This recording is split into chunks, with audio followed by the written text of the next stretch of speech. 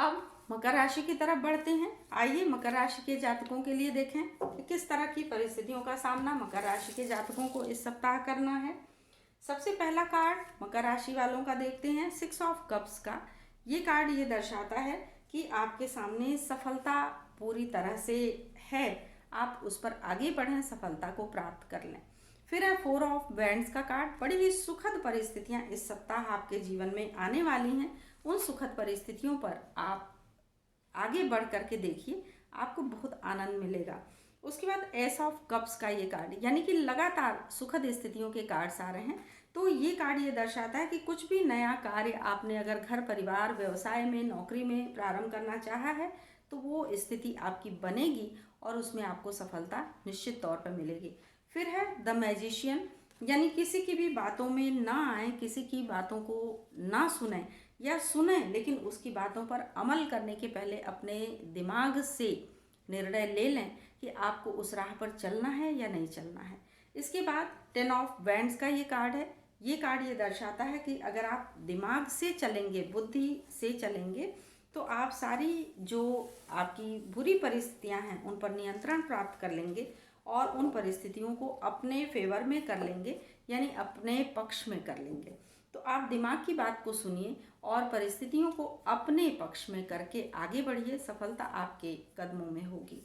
अगला जो राशिफल है वो है कुंभ राशि वालों के लिए। कुंभ राशि के जातकों के लिए आइए देखें कि उनका राशिफल इस सप्ताह किस तरह का रहने वाला है। क्योंकि इस बार मैंने थोड़ा परिवर्तन किया है बताने में, तो 4 कार्ड्स की जगह 5 कार्ड्स के माध्यम से मैं मिला जुला परिणाम सारी राशियों का बता रही हूँ। मिला जुला जो राशिफल है ये है 7 ऑफ कॉइन्स का कार्ड, यानी कि जो कुछ भी आपने अभी तक परिश्रम किया है उस परिश्रम के अनुसार परिणाम आपको मिलना है। फिर है 3 ऑफ वैंड्स का ये कार्ड, यानी कि आपके सामने हो सकता है कि कोई 3 रास्ते आ रहे हो, तीनों में आपको सफलता मिलेगी। आप अपने हिसाब से चुन लें कि किस रास्ते पर आपको चलना है। फिर है 4 ऑफ सोर्ड्स का कार्ड, यानी कि गलत परिस्थितियों का चयन जो होगा, हो सकता है थोड़ी बहुत चिंता का वातावरण उपस्थित करे। फिर है 3 ऑफ कप्स का कार्ड, यानी कि सही परिस्थितियों का चुनाव अगर आप करते हैं तो वातावरण अत्यंत सुखदायी होगा, अत्यंत आनंदपूर्ण होगा।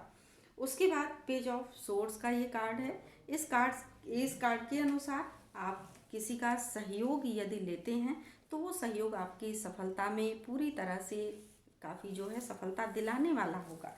तो किसी के सहयोग को नकारें नहीं, किसी के महत्व को अनदेखा ना करें, बल्कि उस महत्व को स्वीकार करें। अगले को आप महत्व दे करके उससे सलाह ले सकते हैं और सलाह पर अमल करते हुए सफलता प्राप्त कर सकते हैं।